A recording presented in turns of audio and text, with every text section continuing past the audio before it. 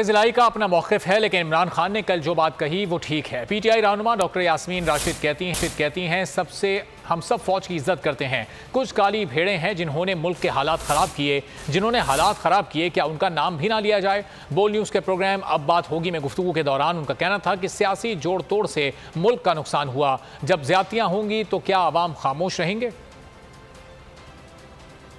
उनका अपना मौक़िफ़ है और अपना मौक़िफ़ से उन्होंने इबरत ले ली, हमेशा अपना मौक़िफ़ रखा है सामने। जहाँ तक हमारा ताल्लुक है, हमारा अपना मौक़िफ़ है। मेरा ख्याल है इमरान खान साहब ने जो बात कही कल और जो भी बात बाजवा साहब के बारे में कही है वो ठीक कही। हम तो सारे जो है कि फौज की बड़ी इज्जत करते हैं और बहुत मोहब्बत करते हैं। मेरे तो आधा खानदान जो है वो फौज में, कुछ काली भेड़ें हैं जिन्होंने हालात मुल्क के इस वक्त खराब किए, उनका नाम भी ना लिया जाए, ये तो जाति की बात है ना।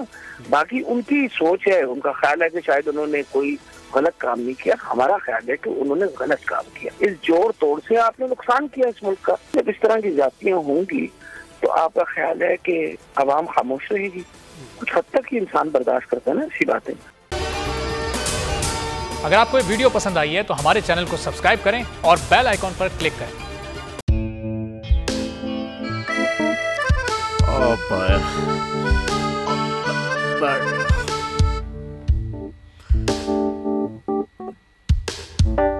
इंतशार से निकलने का वाहिद हल इंतखाबात हैं। हकीकी आज़ादी मार्च आज रवा। हम आईन के मुताबिक अगर आप उसको ये रिपोर्ट दे दें तो मैं आपको अपनी 4 सीटें दे दूंगा। मौलाना खान साहब वो जो रिमोट हमें दे दे और वो जो नीली पीली चैनल है वो लगाए। जाओ शबास।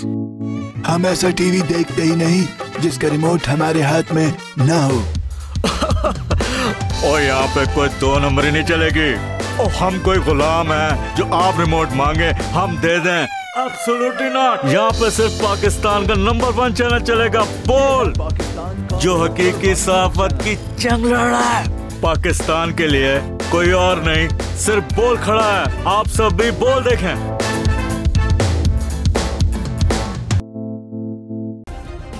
सब्सक्राइब करें और बेल दबाएं ताकि कोई खबर रह न जाए।